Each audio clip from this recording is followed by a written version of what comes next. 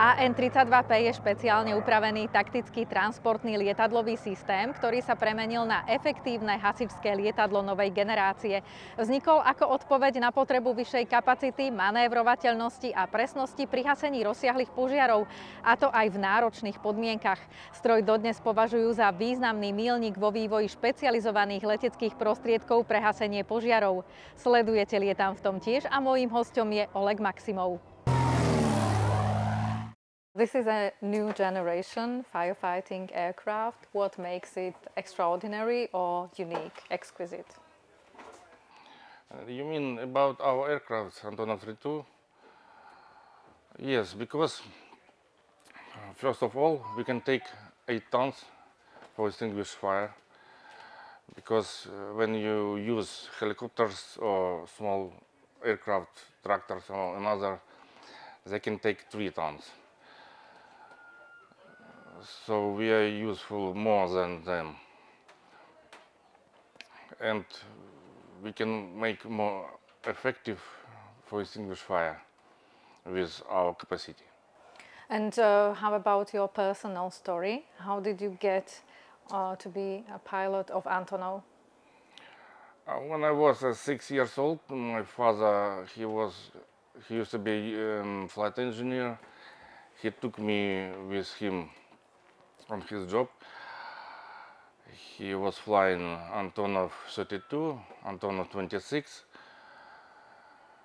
It was in Soviet Union, so I flew with him a few times. And I decided to be a pilot when I grow up. But I graduated Kharkov Pilot Institute. It is a military institute. So I used to be a military pilot.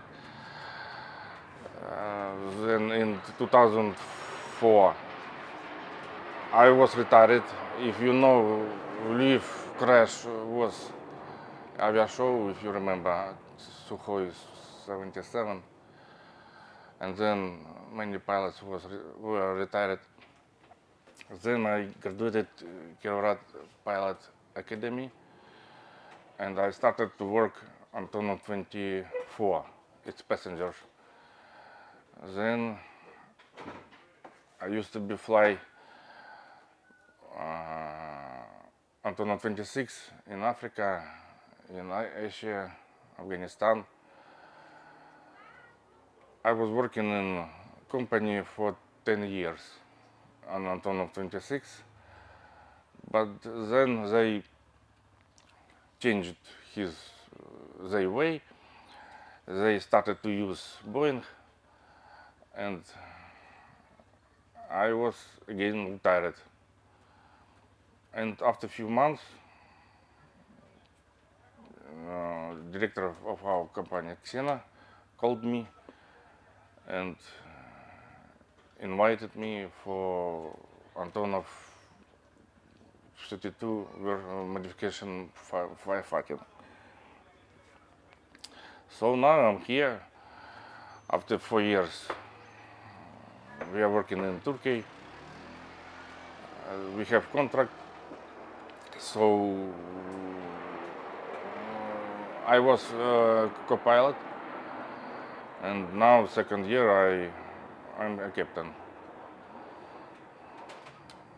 So interesting job, but danger no. But first I thought it's not for me, but I became a captain, so now I like it. And when we extinguish fire, it's very interesting.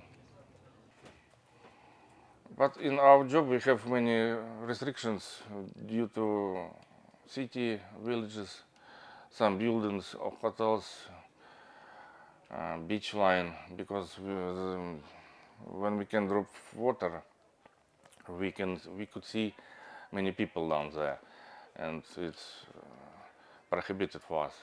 Only forest and place without people. Because when we are ready to drop water and suddenly we look somebody, we should cancel our mission but aircraft has big weight and it's very difficult sometimes due to relief. So one of the most dangerous when we cancel our mission and we can see a mountain ahead of us, and we should understand that aircraft has power maximum, and we should maintain that something we cannot we can do it something or we cannot do it, and we should think about very quickly. What was maybe the most dangerous or the most devastating action you took part in during your career in this aircraft? I mean, when the fire near the mountain and we should drop water 40 or 60 meters above fire, but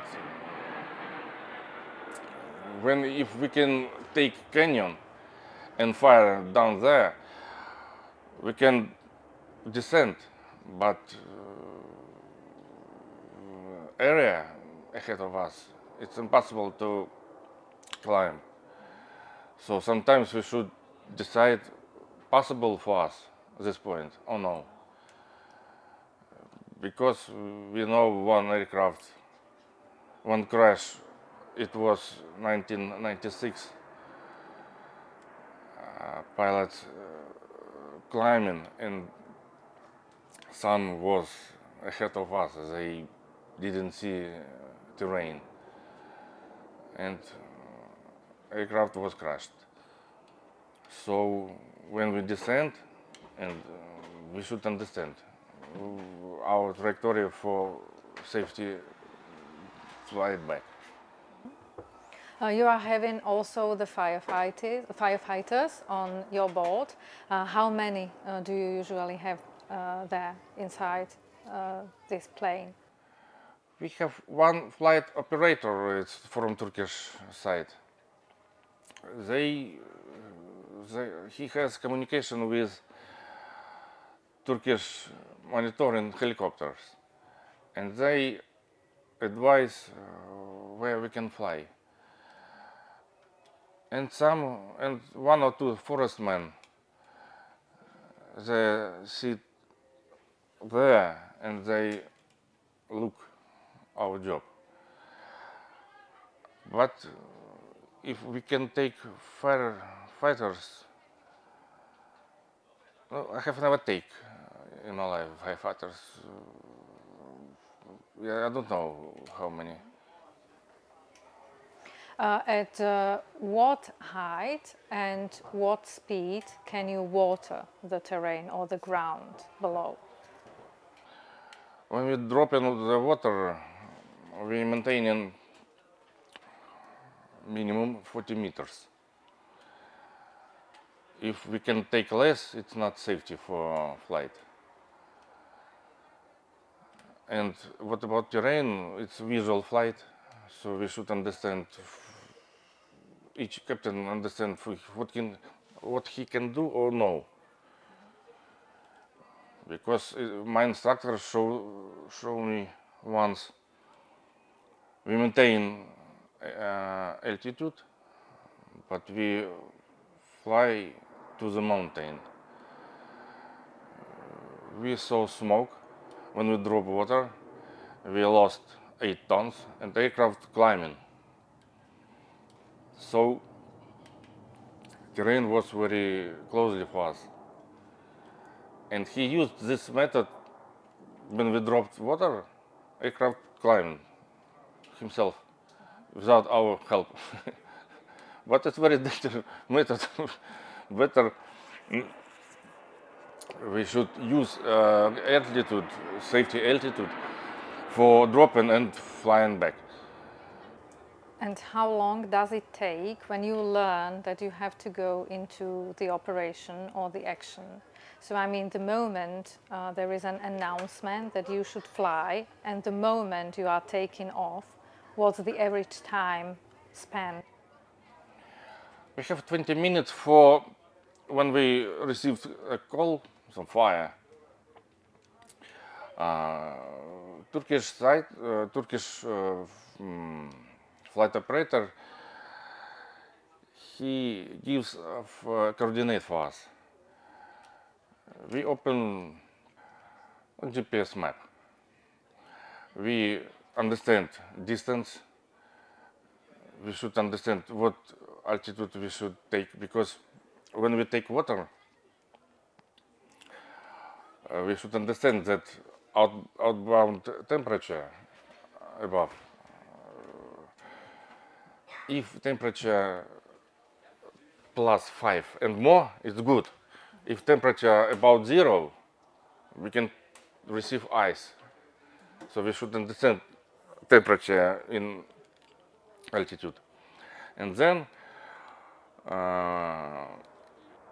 we check relief. We understand from what side we should come to fire point, and then we take off.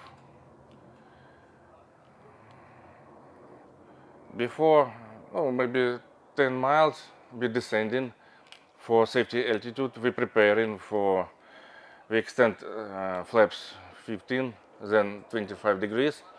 Our speed should be 240 or 260. It's convenient for dropping water. We can make a circle to show relief, because we are not alone in the air. We have 10 or 15 helicopters and other aircraft. Some guys don't speak English. And that's what I wanted to ask as well. This is really a big machine, so is there any safety distance of the other aircraft that are around you? So do they have to be far from you? Because I think that this is a very big and strong machine, so is there any system you've got, or you know that the distance between you and other aircraft should be of what? I mean, what's the nearest or closest distance to your aircraft, of the other aircraft or helicopters? We have communication with them, and we make announcement. So we are flying, our distance 5 miles, our heading approximately 240. They understand, so we need 1 minute for come to fire point. They stand, they fly away. For helicopters, it's easy for them. They can stand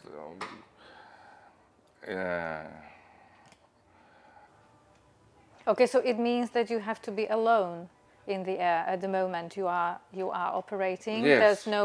There's no other aircraft in the air. Because sometimes when I descending, we have big smoke, and prohibited to put in this big smoke. It could be engine failure. So sometimes we fly out from smoke, and we can see helicopters, maybe 500 meters, 600 meters. We don't like it. Sometimes we are warning, guys, please out. They understand. They out from point. When we descending, we drop. We can say, drop it is finished. We are back to the base, and they continue to. They turn one helicopter, then another. They make one after 2 seconds, and they extinguish fire. When we approaching, so they understand and they fly away. And TCAS helps us very well. Without TCAS, it's not easy, and I think not need working without TCAS. So when you're asking about nearest, I think maybe a few 100 meters. Sometimes less, because somebody doesn't understand English, and I can see aircraft ahead of me, opposite traffic, and I don't understand which turn he choose. I cannot speak with him. He can to the right, I can to the right, so sometimes it happens. So different. And where is your home base? Because you are talking about the cooperation with Turkish airlines or Turkish operators. So where's your home base, where this aircraft is parked? This aircraft, when we are working, we are in Turkish Republic.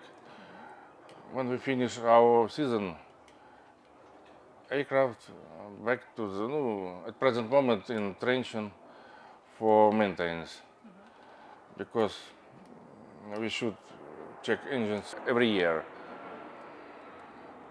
We should be sure for our engines, because sometimes we need to give maximum power for leaving a dangerous area.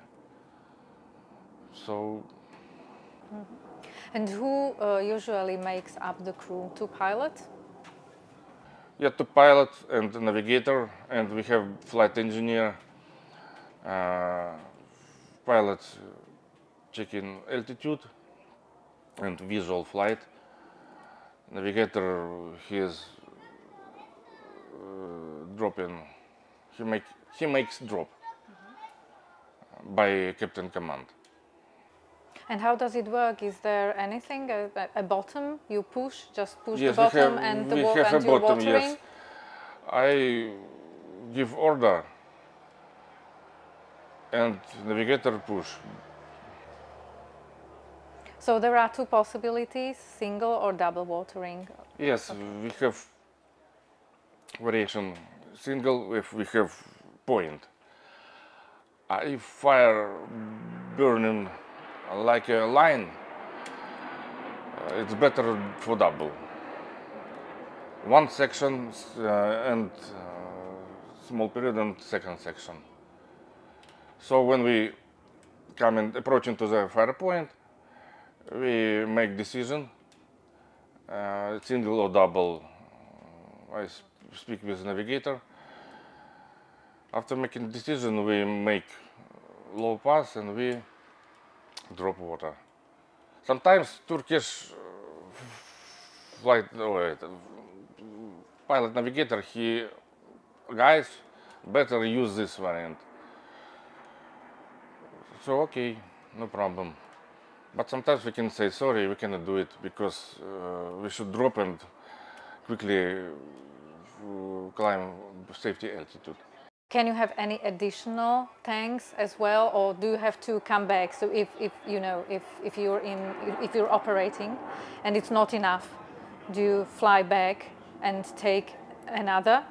And so it means, so how many times can you come back and again into this area? Until sunset. I can say about Izmir. They have always a very big fire area, and we can start 6 a.m. and 9 p.m. We drop back to aircraft, back to airport, fire machine again, put water in our tank. And how long does it take to put the water into it? It's approximately 10-15 minutes. First they make front tanks, then they put water in rear tanks, and we're ready to start again. And if fire point approximately 7-10 miles away from aircraft or airport, so we can make 12 drop-in. What distance or how many flying hours can you fly when you've got full tanks? We have agreement with Turkish. So if 100 miles we take water and fly for fire point. If approximately 120 miles, so we just take off to nearest airport, take water, and then we go into firefighting area. Because when we take 8 tons of water, we cannot take fuel tanks, full tanks. So we have 100 miles, it's our limit. If firefighting area about 90 miles, we take water and fly for extinguish. If 120 miles, so we fly to empty flight to nearest airport, we take water and take off for extinguish fire. Sometimes it takes 3-4 times for full extinguish, but sometimes more. And has this occupation of the pilot of such a firefighting aircraft changed you personally? I mean, your character, or maybe the way you're looking at life while working and helping other people? Maybe, but you know, when I fly in commercial flights, we are taking off, climbing cruise level, you are sitting, almost sleeping, because just change distance, that's all. Otherwise, you can help people save the forest, because sometimes Turkish people, they especially make fire. So it's very interesting during all the flight.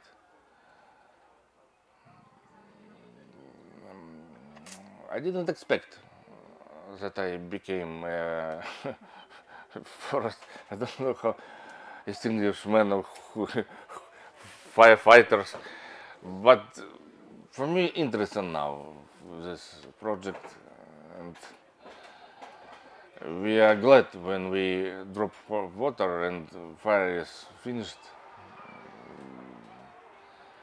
We have good mood after that.